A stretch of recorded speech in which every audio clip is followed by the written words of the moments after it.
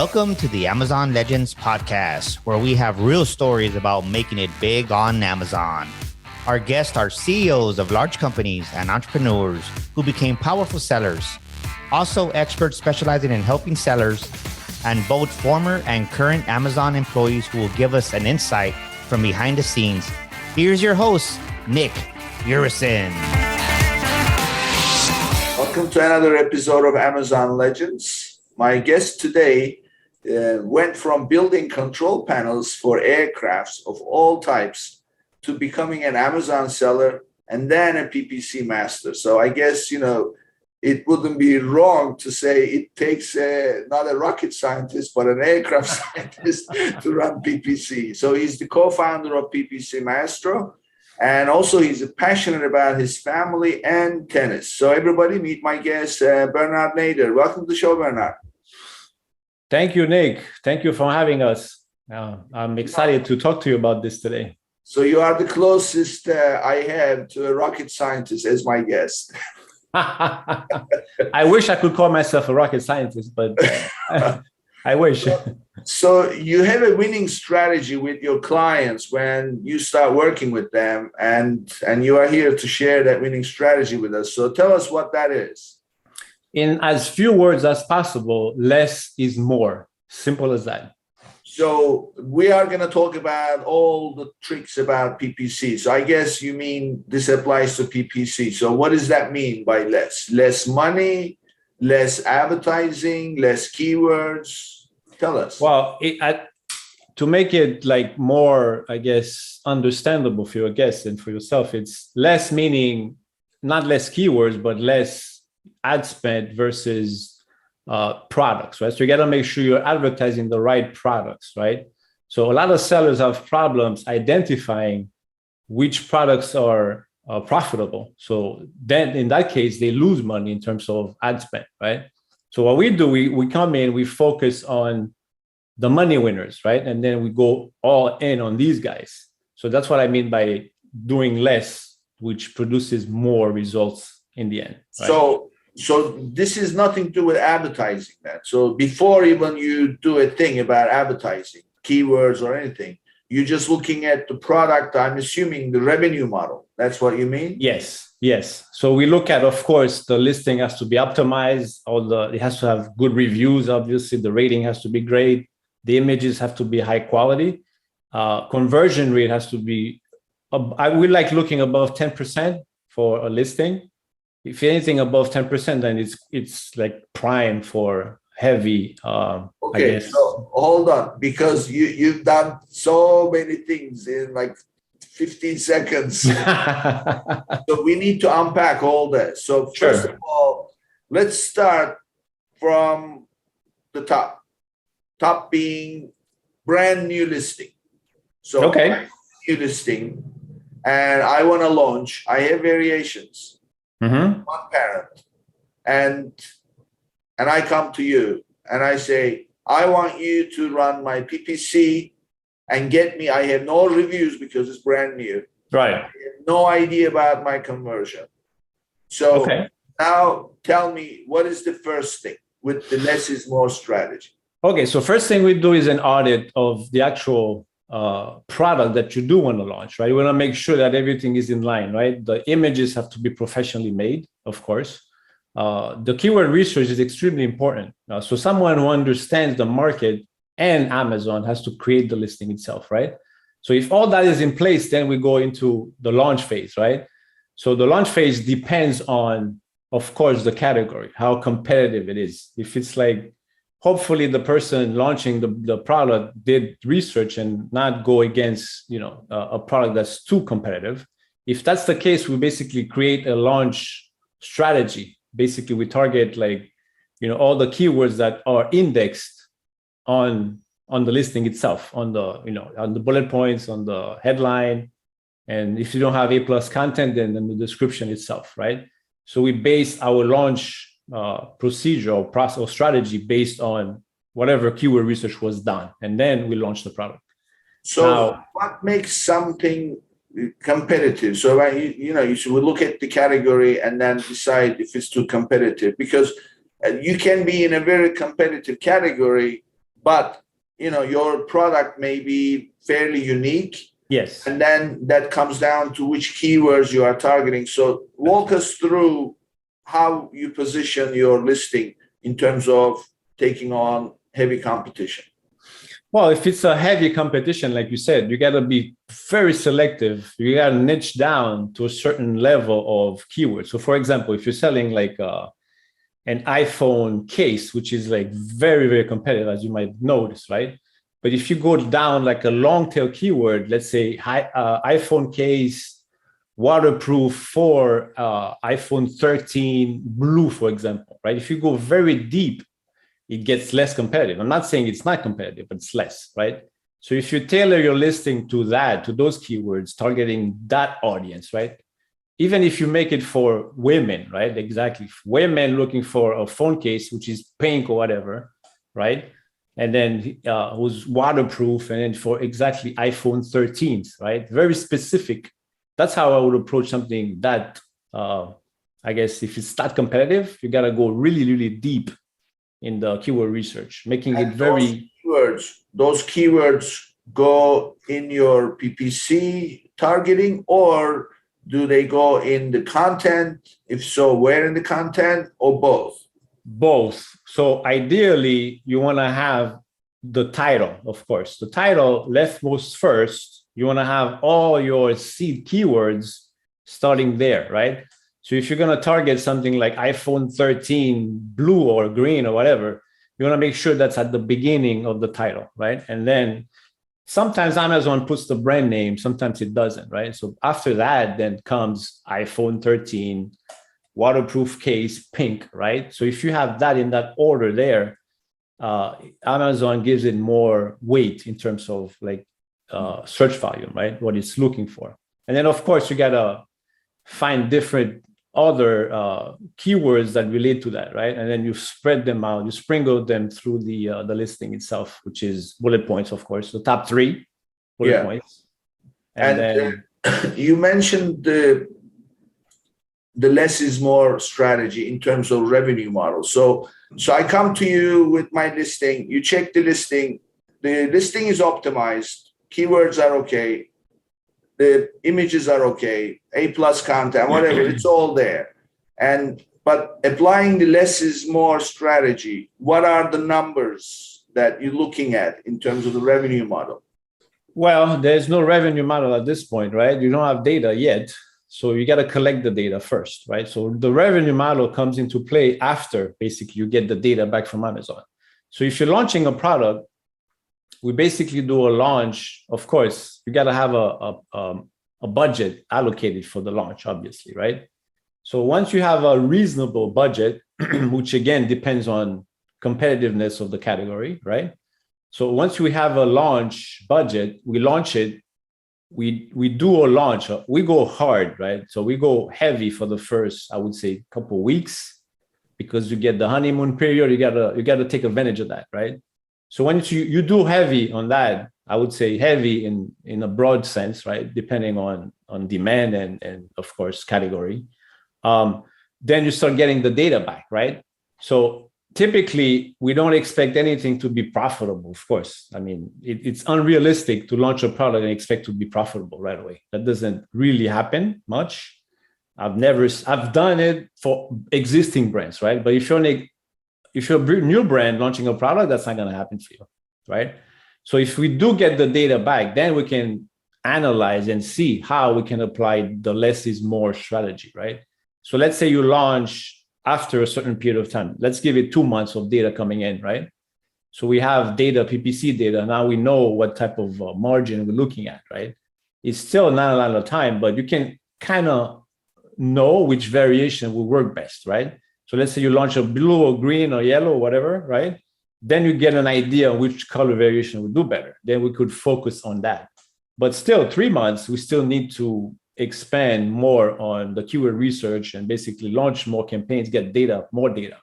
Mm-hmm. Because as you know, as the honeymoon period dies off, then you're left on your own. If you're not ranked organically for a lot of keywords, then the algorithm just drops you, right? Conversion rates gets worse. And as it is. But as reviews come in, if you have a good product, people want the product, then of course the algorithm rewards you. And if it rewards you, then we can go in and basically dig in and extract more keywords to rank for. So we'll be launching more campaigns, getting more data back. So still gives us an idea. We don't know for sure yet. But I would say if you're launching from scratch, brand new product, zero reviews, anything, we want to see at least 3 to 4 months of data before we can say, okay, all right, this might work. Let's push it a little bit harder, right? So a few things there that we want to clarify. First of all, how long is the honeymoon period and what is that? Honeymoon period is like a debatable. Nobody really knows, but I believe it's around, I would say, a couple weeks to a month. It depends, I guess. But we like going about 3 weeks using it. Like we go aggressive for the first 3 weeks. Let's just say that 3 weeks. But nobody really knows. Amazon knows, but we don't. I mean, I would say 3 weeks to be safe. We use about 3 weeks. We go hard because I heard that 3 to 4 weeks. Yeah, Nobody knows, and some people say 2, but yeah. So what I'm wondering, what do you see in your experience? Is Amazon extending the honeymoon period if you are not taking advantage of it, or they are extending it if you know what you're doing? Which one do you think? That's a good question there, Nick. I like that. I think the algorithm is, of course, AI, right? So I think it learns that ideally they want you to spend money, right? If you're spending money and then the customer is buying the stuff, I think they extend it. That's my opinion. Because it only makes sense, right? If you're getting good results, the algorithm say, hey, people want this. So why not show it to more people? I think it's extended for products that convert better than others, right? I think. I don't know. Nobody knows, but it makes sense, doesn't it? What I've seen, Bernard, in my experience, that then gave me my opinion, is the magic bullet in this is conversion rate. Yeah, exactly. Because if your conversion rate is how many people that come to your product page they end up buying. Right. So if you are converting high, that basically tells Amazon that this is a good listing and I want to give it more exposure, because your click-through rate, that is when somebody does a search, a bunch of listings come up, people click on it. That's the click-through rate. Yes. Increasing the click-through rate is much harder than increasing the conversion rate. Yes. But they can do things about putting you higher or lower in those search results, which will then increase your conversion rate based on, the click-through rate, based on how you are converted. Yeah. So would you agree with that? I think I would say yes, because it's like I said, it's AI, it learns, right? It learns what works in terms of what converts better, right? If it's converting well, then the algorithm wants to give you more love, right? It's going to give you more love. Mm-hmm. If your conversion rate is low, then it's going to punish you for that as well. Right. So one more question. So I heard you mention that we need 3-4 months of data before we can actually make an educated guess on what we're doing, or an educated strategy. So how much money does one need to spend without expecting anything? I think, nowadays, as you know, things are so competitive, right? So I would say, as a business owner, you want to launch a product, you got to allocate. We do the products we launch, we've spent as much as $1,500 a day for the launch, right? A day, right? Wow. So we go heavy, but we're launching like competitive products as well, right? Competitive products in a niche down version of it, right? So that's how we do it, right? Of course, sometimes we have external help with, influencers and stuff like that. That helps for reviews, right? But if that's not the case, then you got to go all in on PPC, right? Which is, it's expensive, obviously, but you're paying for the data. That's ultimately the goal here, right? You're paying to know if it works, if whatever you think is going to work for, it is working, right? So in terms of like a dollar amount, I would say it varies. If you're very conservative and you're launching in a product that's like, I would say medium competitive to competitive, I would say no less than 500 a day. I would say that would be the minimum for us in terms of like, because you gotta go heavy. I mean, you have no other choice, especially if you don't have external help, right? And you have no reviews, right? So I mean, that's the first challenge. You get reviews. Reviews come from orders. Orders come from reviews. Exactly. So you gotta have what gets the ball rolling, and that's the ad spend that will get you the maximum exposure. So some of them will come in. Exactly. So, you gotta be ready to spend, to invest. I don't call it spend. You gotta invest in your product launch. Yeah. It's the same for any business, right? If you're opening a store, you gotta tell people about it. You gotta do PR, presses, or whatever, right? You gotta tell people, you gotta advertise. It's the same idea, right? Yeah. Amazon is no different. Yeah. So as far as the actual spending, so tell me if you agree with this. Mm-hmm. What I tell my clients is they say, okay, how much do we have to spend? So I say it's different for everybody. It depends on the keywords, blah, blah. But just before you launch, you have to look at the landscape, the keyword, competitive landscape, and then pick the keywords based on what's in your listings, and then you go. Yep. But at the end of the day, you're not spending like you're writing checks only. You will also generate sales. So there will be revenue coming in. Of course. So that's the context that you have to consider this. So now, when you consider it like that, this is what I give them as a formula. Of course, there are no guarantees, but this is the way to plan, so to speak. Mm-hmm. I say, in the first month, expect to generate $1 for every dollar you spend in advertising. Okay.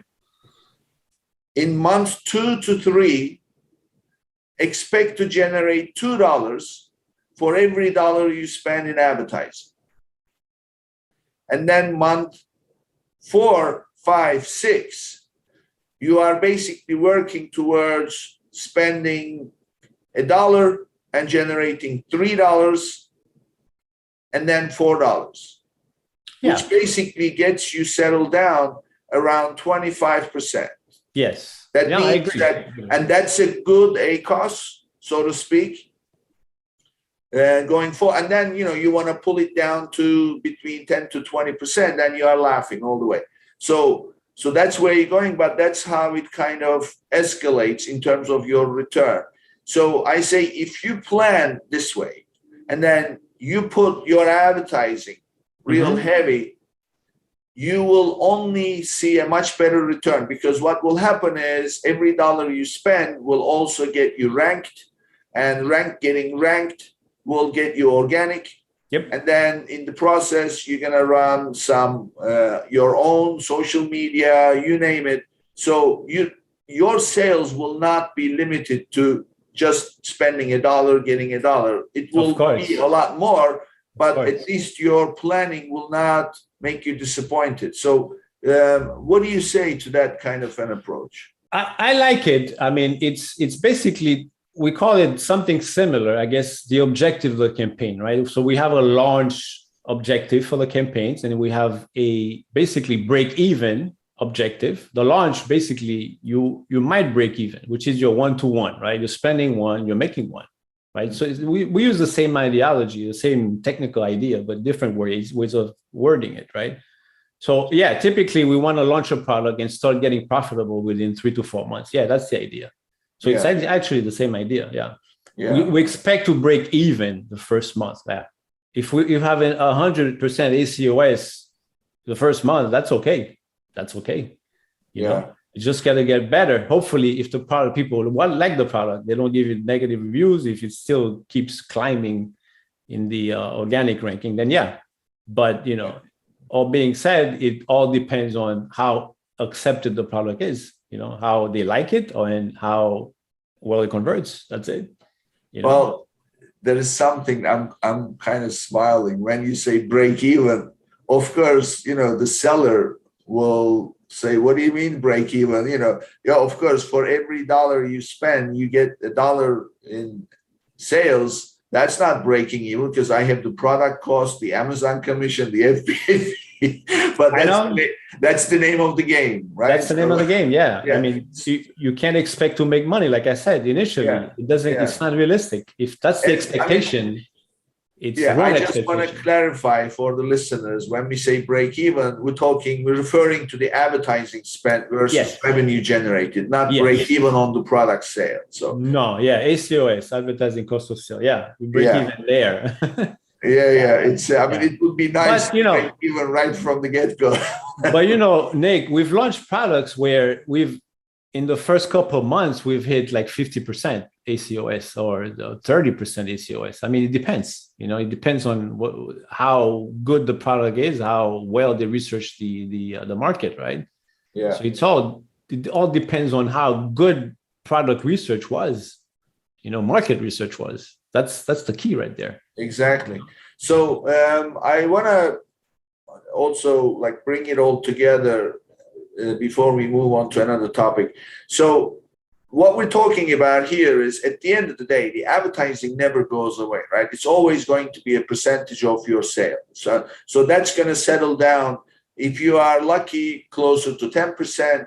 If you're not so lucky, but you're doing a good job, then around 20%. So expect to spend 10 to 20 cents out of every dollar you bring in advertising, which goes back to the pricing that you have. So in your pricing, if you're, let's break that down. Let's say that half of your sale goes to purchasing the product or manufacturing the product, landed cost.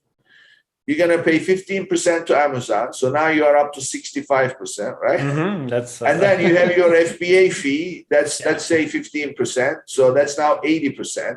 So if you are lucky and you settle down around 10%, which is very hard with your advertising, you only have your most money you can put in your pocket is 10%. Which is not good, because you're going to spend 20, 25%, which means that you're bleeding at that point. So that's why your pricing model is so key, that you need to make sure that by the time you pay the landed cost of the product, Amazon commission and FBA fee, you have at least 35 to 40% left before any advertising is spent, because your end game is to bring your advertising cost of your total sales to around 20%, so that you can put 15% or so in your pocket. So that's one. The second thing is, be prepared to go 3-4 months without really making any profit. You just want to gather data and go from there. And I would say the most important in all this is you need to streamline your content with your advertising strategy, because it's always the same. Like if you see let's say conventional word, you see a billboard that says the newest computer free, and then they put the address, you go into the store and there are no computers anywhere, they're selling watches, right? So it doesn't connect. So your advertising needs to connect. There may be computers somewhere in the corner, but you know, your advertising needs to connect with your content. So a lot of people don't do that. They build the listing, they do their research, whatever, and then they've got their pictures and the bullets and everything ready to go, their titles, and then they hire a PPC agent, and the PPC agent says, well, we have to start from scratch. If it's a good person. If it's not a good person, they'll take money and run the advertising, right? No, I've seen that for sure. Like, it's interesting that you mentioned that, because, you know, landing costs, I mean, getting a price point that would make sense at the end is very important, because I made that mistake myself going back when I started selling, right? I started selling in 2017. And the main problem we had is like, the price did not make sense. The product you purchased at a price that we could not make a profit at the end if you sold it at that sale price. So it didn't make sense. Even if you were good at PPC, it would not work. It's just not enough margin. That's it. The numbers have to make sense. Yeah, exactly. I mean, which is getting harder and harder these days, because everything is going up. Prices of everything is going up. So it's getting more challenging every day to do so, right? Yeah, with the inflation and post-COVID and the shortage of containers, and so everybody is getting crushed. Yeah. Shipping costs went what, 4 times now? What is it now? It's like 4 times what it was like 2016, 17. Well, I mean, if you wanna really see why things are going up, the source of it is transportation. So transportation means gas. So if gas goes up, that means everything is going to go up. It just multiplies. Okay, so this is great. So I think we really gave people a deep understanding of how to do this. Most important, the expectation. So what can they expect? So don't go building your listing. Don't ever go launching your listing all by yourself, because that honeymoon period you want to take advantage of. Yes. So it's something that needs to be planned. That's very okay. important. So tell me about, out of your clients that you see, what is their preference, FBA or FBM? At this point, definitely FBA, but they have at times they have to do FBM because it doesn't make sense for them to do FBA at times. So when they want to test out a new, they do a lot of bundles. I have a lot of clients that do bundles as well. So when they want to test that stuff, because they're usually larger size stuff, right? So there they would do FBM, but yeah, preferably FBA for sure. Yeah, I would say definitely. So the circumstances that would justify FBM, you say it would be bundles?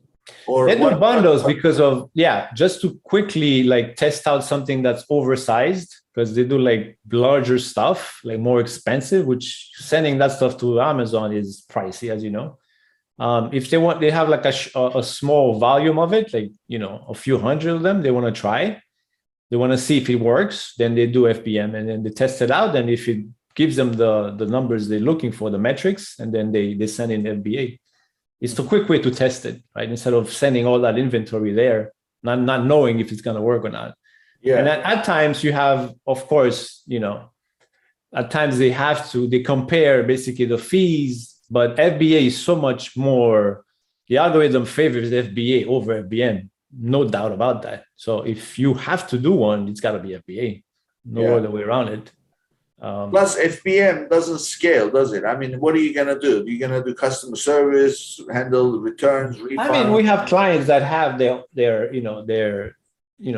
PL, the 3PL set up for basically, they even do Prime with FBM. That's fine. But you have to be able to deliver, right? Yeah. Within that certain amount of time. But you got to have the logistics set up for that, right? Most sellers don't. And I do not recommend a new seller trying that because it's not going to work. Because you got to send that stuff FBA for sure. I also recommend not wholeheartedly, but out of having no other choice.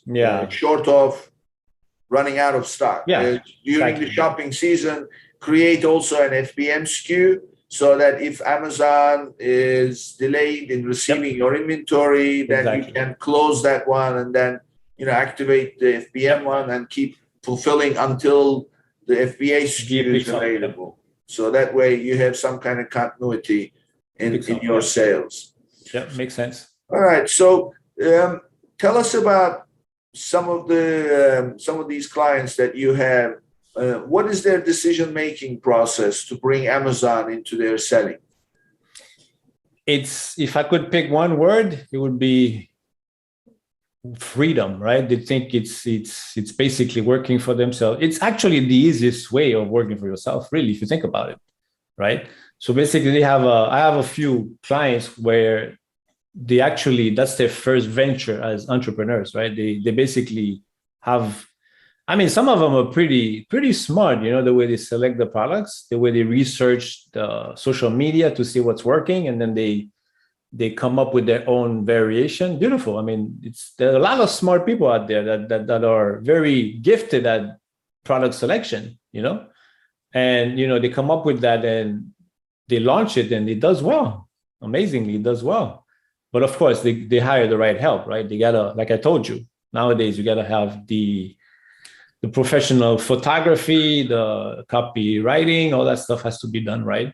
But yeah, I mean, I would say they're looking for freedom, from independence, from a regular 9 to 5. That's what people seek for now. So you're referring to the visionary entrepreneur who just wants to be able to earn money without having to go somewhere, work 9 to 5 or whatever. My favorite clients are the ones that have brands that care, that they build from the ground up, right? So I prefer working with brands like that they have, skin in the game, right? So they build it with finding financial freedom by doing so. It's not just money, it's time also, right? Time freedom, because most of them have families they want to spend time with. They have kids, and you can tell from the way they create the listing that they care, because they are the face of the business. I love brands like that, right? I don't particularly like brands that are in it to make money. I mean, to me, it's vain, right? I like the smaller brands where people care. I mean, they created a product, they're happy with. They want to basically build a legacy with, right? I love that. But that's typically the clients we work with, really. It's more of a feel that, they care. You have to care about your business. It's not just money. It's about, money matters, obviously, but what does the money bring you, right? It brings you freedom, time to spend with your family. Big brands don't see that. It's not part of the books. It's all about making money. At the end of the day, it's that. But for them, it's more money for time, right? Yeah. I always say this. Money cannot be the objective. Money is the byproduct of the value you create. Yes. So if you focus on creating value, then money will come. It may be just a matter of time. Of course, you may need to test the value that you believe you're creating, that right. is in fact, so there is also the value versus the perceived value. Yeah, right? That's a big one. Perceived one is a big one. So you need to focus on, because a lot of people, we are very bad at communicating, right? So we cannot communicate. So we have a vision, but we too close to the subject matter. So therefore, we cannot present perceived value as well as we should. So as a result, that value gets, further and further away from where we are. Then suddenly we start to focus on money because we have bills to pay. So never get your eyes off the ball. And that is the value. The point is the value. I agree. Go after it. And then if you do that, and if you look at the world of business, all these people created these legendary operations. In fact, the movie Social Networks, I don't know if you may remember, there is a scene. Zuckerberg is building this Facebook, and his partner arranged meeting with the advertisers who will be coming from New York. Oh, wow. So he says, well, I'll have the advertisers here in 2 days. We need to get this wrapped up. And Zuckerberg says, who cares about the advertisers? I'm building something real big here. I'm not going to rush this. I need to find out what's going on. So he knew exactly what he was building, and he didn't care about money. Of course, they say, oh, it's easy for you to say, well, you know what? If it was easy, everybody would be doing it. Exactly. That's so true. you need to stick to the principles. It's But that has to show in your listing, right? Yes. In your listing, you have to communicate, especially your A+ content. I love that. Yes. And also your videos will provide all that passion needs to come out. And as a service provider, it gives me joy to work on the accounts as well, because I see the love that they put into it, the work, the dedication, right? It's their hard work, right? It's a family trying to build a legacy, right? So that I enjoy that. It makes me proud that I'm helping them do so. So I understand the entrepreneur starting on Amazon. But let's talk about also companies who have always done business through their resellers, and they have a supply chain, and therefore they have distributors, wholesalers, they're doing business. But now, of course, the whole industry is moving in a way that they have to have direct to consumer channel. So Amazon presents a good opportunity because Amazon can handle the fulfillment. So where in their life cycle would you recommend these manufacturers to go on Amazon? If they're not there, they should jump on it right now. I mean, they should be already there. If they're not there, they're missing out on a lot. Yeah, I mean, yesterday, the biggest sales channel out there, right? It gets what, 70% of all traffic of all. I mean, you got to get on there. I mean, there's no way around it. So here is the way I make a commercial case why manufacturers should be selling directly on Amazon. If you're not on Amazon, your resellers are on Amazon selling your products. Right. Guess what they are doing? They are competing with each other on price only. Yes. And the price is going down, right? Because that's the only way they're going to make the sale. It's the race to the bottom. Yeah, that doesn't help anyone. So at some point, your resellers will think that there's no money in this anymore for me because I have to sell it real cheap. Right. And I'm paying, there isn't enough money I'm making. I don't have the margin. So I'm going to stop carrying the product. Resellers are agnostic. They'll follow the money. They will go to another supplier, a different product. And then before you know it, you'll see your resellers buying from you less and less and less. Right. And in the process, they completely tarnish the brand value. So therefore, I say go on Amazon, clean up this reseller nonsense going on with race to the bottom, represent your brand much better. And that way you can keep your pricing high. You can represent the brand with better content and everything else. So that's the case I make. So how do they basically restrict the category? Is that how they do it when you recommend that? Well, I mean, this, first of all, of course, they are now getting in the game late, which means there is a cleanup to do. Yeah. So they have to get on Amazon brand registry. They have to claim the brand. And then they have to audit all the listings that exist on Amazon because somebody created them. And then there are likely duplicates. So they created multiple listings for the same item. Consolidate them, merge them into one single listing, and then control beg Amazon to give them control of the listing. Okay, yeah, that's tough too, right? It's a process. Once you assume the ownership of that listing, it's now in your control. Then you can start cleaning them up one by one. I mean, we're talking at least 6 months, depending on how the listings exist. So and then they can gate it, right? They can gate it, and also I had a guest. Her name is Jessica Beck. They actually went on Amazon first, and then they created a supply chain, a distribution network. And what they did was the smart way to do. But what they did when they created the distribution network, they mandated the rights to sell on Amazon only belongs to them, no reseller. Awesome. So that has to be put in place as well. Yep. So that makes sense. That makes sense. Clean that stuff up because there are like hundreds of duplicates of most things, pretty much. Absolutely, yeah. and Amazon actually loves working with sellers who are killing these duplicates because they want the clean catalog, and their catalog is not clean with duplicates. They're basically doing the work for them. Yeah, exactly. What they want for free, right? Bernard, tell me, you mentioned the team. Surround yourself with good people. They have a good expert. So, what does a team look like? A team for a seller to be successful on Amazon.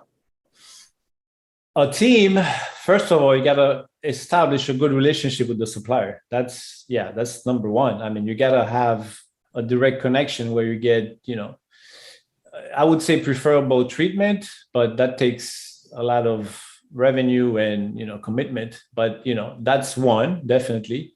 And then two, you definitely got to have VAs. I mean, you can't be doing all that stuff yourself. At a point, you're going to reach a point where you're basically running yourself thin, pretty much, right? You got to have people helping out. I mean, like you said, you could have a VA fairly cheap from the Philippines, very qualified, that can help you do like a lot of daily tasks, right? And of course, you got to have PPC. You don't want to, unless you're into it yourself, then you got to learn about it for sure. You got to know it. It's a huge part of your business. You got to understand it. And then at some point, you basically got to outsource it if it's not something you want to do, right? And then I would say, so supplier, PPC, and get a VA, right? So I think three. And what would the VA do? What are the roles that the VA should? I would say they could help you with a lot of, if you're launching a lot of products, they could help you. You got to have SOPs in place, of course. You got to give them strict directions, strict guidelines, and tell them what you're looking for. Like if you're good at like writing SOPs and giving them directions, they could help you with keyword research. They could help you with product selection. They could help you with market research. They can help you with social media stuff. They can help you with customer service. They can help you with replying to messages or whatever. I mean, there's so many things as an entrepreneur that you do, as you know. You need help with freeing yourself from these things that are not really growing the business. Really, you're working in the business, not on the business. If you do that, right? Yeah. Once you free up yourself with all those little things that don't grow the business, then you can focus on what does, which is launching more products, making sure that you're profitable, like analyzing the data, and then and launch more and test out different things and work on things that are gonna help the business grow, not maintaining the business, right? So I mean, it's true. VAs these days are critical to your success. What I have seen is, first of all, there's this book called E-Myth Revisited by Michael Gerber. And in this book, it starts with a story about this baker, this woman so passionate about baking cakes and cookies, and she's very successful. And then suddenly she's working all the time. So she says, I better hire somebody. And then she hires somebody to help, and everything is great. She's back to normal. She has a life. She's doing what she loves doing rather than deal with the business aspect. And one day, the person that she hired leaves. Back to square one, right? So, so how do you avoid? And this is how small businesses, in fact, the subtitle of the book is E-Myth Revisited, Why Small Businesses Fail. So the idea is what you mentioned, SOPs, standard operating procedures. Yes. So entrepreneurs are very bad at writing instructions. So before hiring VAs, so the moral of the story is, before hiring a VA, make sure all the instructions are written, recorded in video, training videos are prepared. Unless you have these things, hiring a VA is not really going to accomplish much. In addition, it's going to make it worse. Do not think that you have like 5 things to do. Do not think that you hire a VA and the VA will do those 5 things. Hire 2 or 3 VAs. Less time, you're not going to spend more money. But what you're going to do is you're going to spread the eggs across multiple VAs, because VAs will come and go. They are there, as long as it works for them. You have to have a way to get them inspired and excited about the work. But it's very hard to do that compared to an employee. So that's my experience with VAs. But sure, same here. You have to do everything yourself so that you can write the guidelines, right? I mean, I've had the same experience with VAs as well. They come and go, and it's hard to motivate them. Monetary helps, but it's not, at the end of the day, if it's boring, if it's repetitive, you need to incentivize them in a different way, basically. Yeah. You have to find different ways that you got to figure out who they are as a person, what drives them first. That's the whole different conversation right there. So you got to understand what they want and what they're looking for, and then help them get there. And then hopefully they can help you get where you want to go as well. So tell us a little bit about yourself. So, I introduced you as being as close to rocket scientist, but aircraft, building control panels for aircraft. So really running PPC operation is also looking at control panels all the time, right? So tell us the, first of all, how did you get to be an aircraft engineer? So where did you grow up and what led you to that? So engineering is, as a kid, I always loved computers. I always, even as I was growing up, I had like those old, I forgot what model, but I used to always be on a computer. So basically growing up, I wanted to be an engineer. There's just no question about it. It was like a passion of mine since I was very young, right? So basically I went to Where did that come from as a kid? Because you could have done anything, right? Yeah, exactly. So as a kid, my parents actually are entrepreneurs, right? So they don't, my dad owns, like, he's an art dealer, right? So basically Caribbean art dealer. So he made a name in Haiti, actually. I was raised in Haiti, born in Haiti. And then I came here for school in the US at the age of 17. But my parents had a very successful art business in Haiti, right? So where that came from, the engineering thing, I'm not sure. It's just something, I didn't want to deal with art. I have a bunch of it around my house. It's not something I like. You could make a lot of money selling it, sure, but it's not something I wanted to do, right? So I've always been technical. Like I've always liked, taking things apart, and that was my thing. So it came from basically just, I guess, a vision I had for myself. It wasn't anything I saw around me. Were you being asked to fix things at home growing up as a kid? No, not really, because everything was pretty much out. I mean, my parents had maids, and we lived like almost like royalty there, if you want to call it that. I didn't do anything really, even make my bed or anything like that. I was like hands off of everything. So this was in your nature, I guess. No, not really. Yeah, it's just like being an engineer, technical-minded person. It was in your nature. For sure. I don't really know where it came from because I didn't see that growing up at all. My dad is not a hands-on guy at all. My mom, even less. My brothers, they're all pretty much entrepreneurs. Either doctors or entrepreneurs. That's what they do, right? Oh.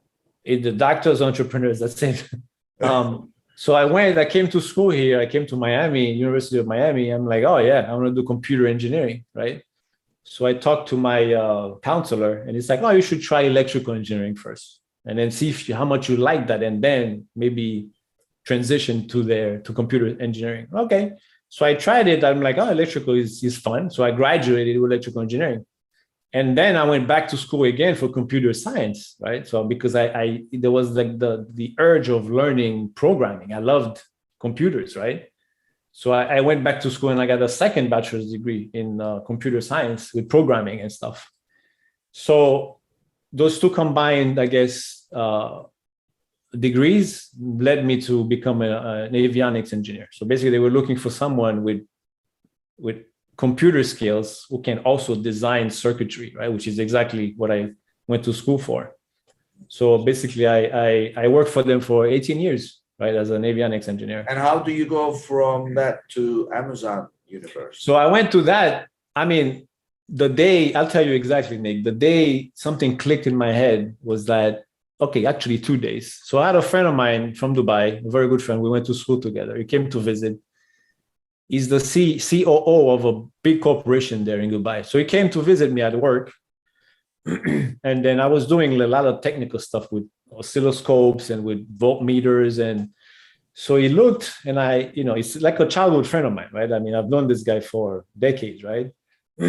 So of course he's like an executive, right? So he's like, oh, you're really hands-on still, right? Kind of the what he said. And I was like, oh wow, that's true. I should not be doing this at this stage. Not that I don't like it, but I should be progressing in a more management type of work or whatever.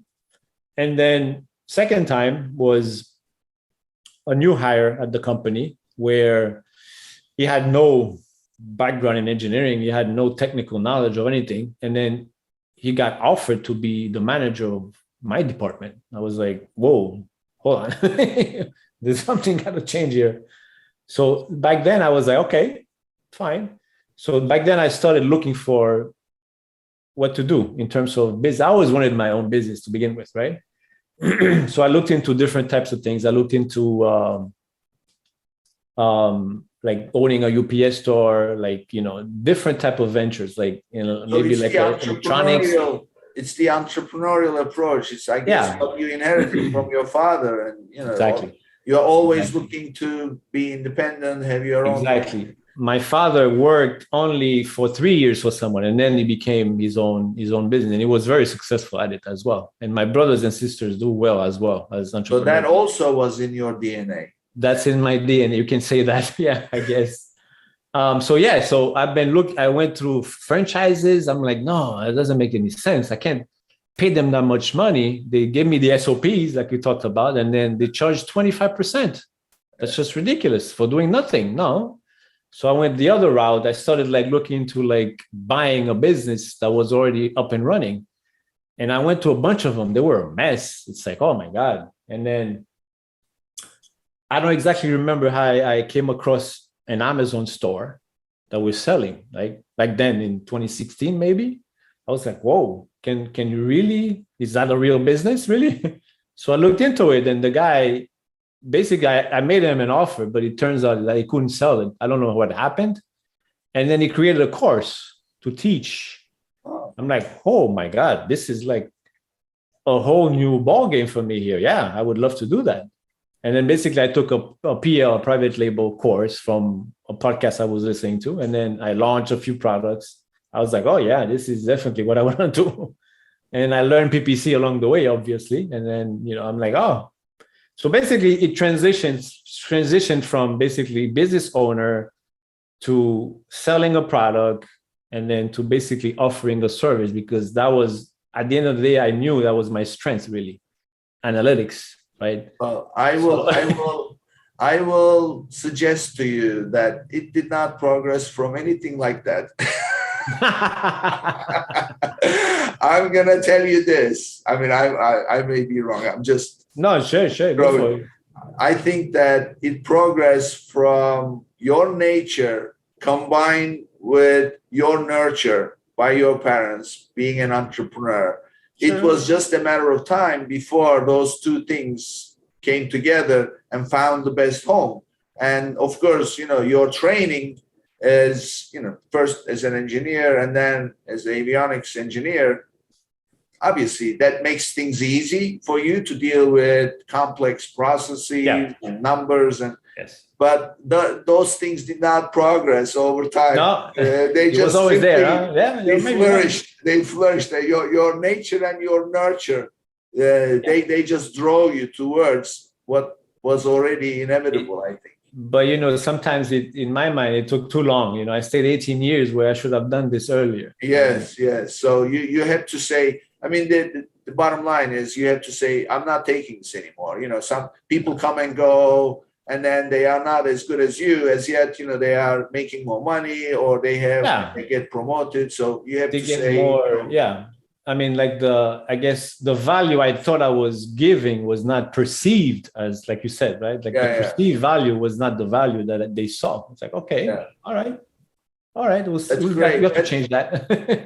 That's very inspiring. So Bernard, tell us how people can reach you. We will put your contact information on our website and also with the episode, but give us how people can connect with you. Yeah, so I'm on LinkedIn, of course. It's Bernard Nader on LinkedIn, on Facebook, and my email is ben@ppcmaestro.com. And you can visit my website, ppcmaestro.com. And yeah, you can just email me there, or there's like a free audit if someone needs like me to look at their account and give them what I think. Yeah. So you could do that on my website. So quite a few ways you could reach out. Great. Great. So they can obviously email you directly from our website as well when you put your Right. email, so they can reach out. Thank you, Bernard. That was great. That's awesome, Nick. Thanks so much for having me. It was fun. It was very fun. I enjoyed it. Yeah, me too. Tremendously. So that brings us to the end of another episode, and I'll see you on the next one. Thank you for tuning in to today's episode. Be sure and subscribe, rate, and review our show. And be sure and share an episode with a friend. And thank you so much for being with us today. We'll see you next week here on Amazon Legends.